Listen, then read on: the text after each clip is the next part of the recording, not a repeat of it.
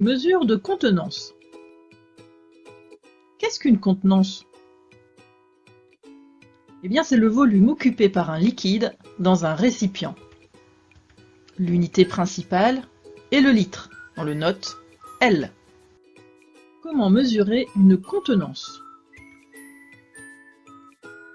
Eh bien, en cuisine, par exemple, on va utiliser un verre doseur. En voici deux exemples que tu as peut-être d'ailleurs dans ta cuisine. Pour un médicament, on peut utiliser une pipette ou encore une cuillère doseuse.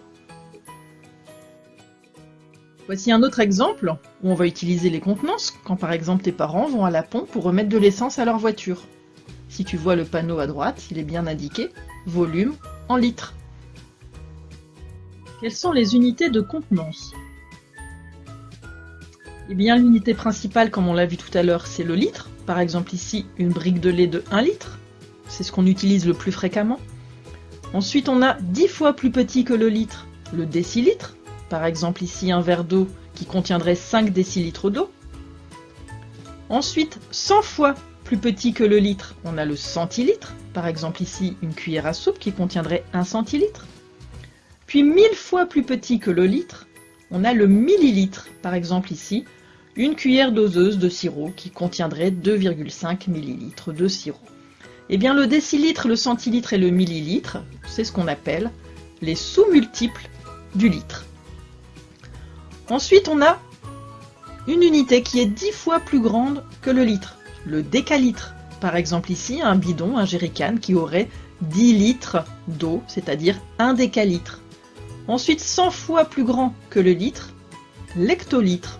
Par exemple ici, une baignoire qui contiendrait 2 hectolitres d'eau, c'est-à-dire 200 litres. Eh bien, l'hectolitre et le décalitre, on dit que ce sont les multiples du litre. Ce sont les unités plus grandes que le litre.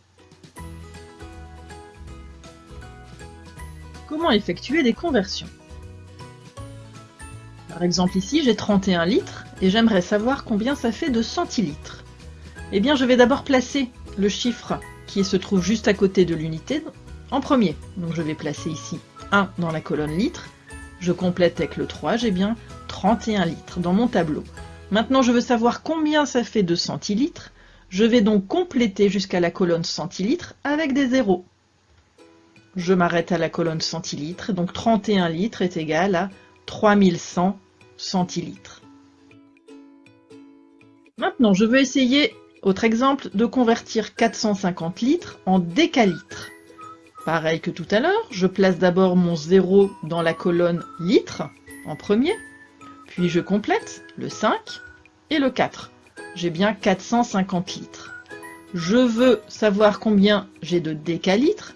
Eh bien, je vais donc cacher la partie qui se trouve derrière. Je ne garde que le décalitre, puis les unités qui se trouvent devant. Donc 450 litres est égal à 45 décalitres.